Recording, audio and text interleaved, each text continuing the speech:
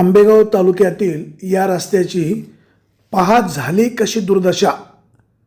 उमेदवार गावोगावी फिरून मतं मागतायत, तुमच्या गावचा विकास करू, तुमच्या गावातील रस्ते करू, तुमच्या गावातील नळपाणी पुरवठ्याचा प्रश्न मार्गी लावू, विजेचा प्रश्न मार्गी लावू, रस्त्याचा प्रश्न मार्गी लावू असं सांगत फिरतायत।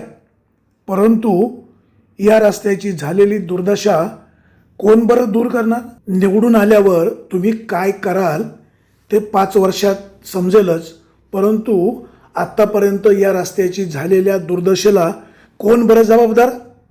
याचंही उत्तर मतदारांना द्यावंच लागणार आहे। या रस्त्याच्या झालेल्या दुर्दशेमुळे मतदार नाराज निश्चित आहेत। आता पाहूया निवडणुकीमध्ये मतदार नेमका काय कौल देतात।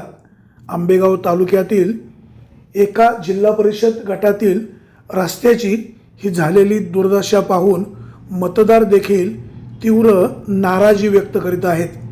निवडणुकीसाठी उमेदवार अनेक आश्वासनं देतात, परंतु ह्या रस्त्याच्या झालेल्या दुर्दशेला कोण जबाबदार याचाही सवाल मतदार विचारित आहेत।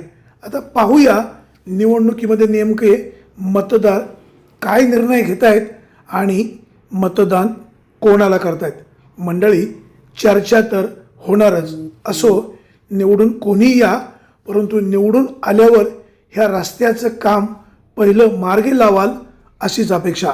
ब्युरो रिपोर्ट, विघ्नर टाइम्स, आंबेगाव तालुका।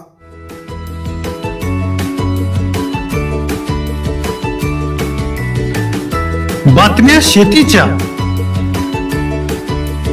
बातम्या मातीच्या, बातम्या अन्यायाच्या, गुन्हेगारीच्या,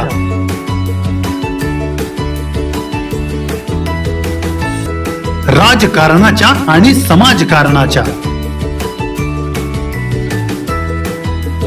शोषणाविरुद्ध बुलंद आवाज, जनसामान्यांच्या हुंकाराची गाज, सत्कार्याला प्रोत्साहन,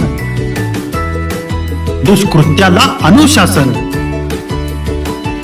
निर्भीड, निस्पृह, सडेतोड, बेधडक आणि रोखटोक म्हणजेच विघ्नहर टाइम्स। शोध बातमीचा, ध्यास सत्याचा।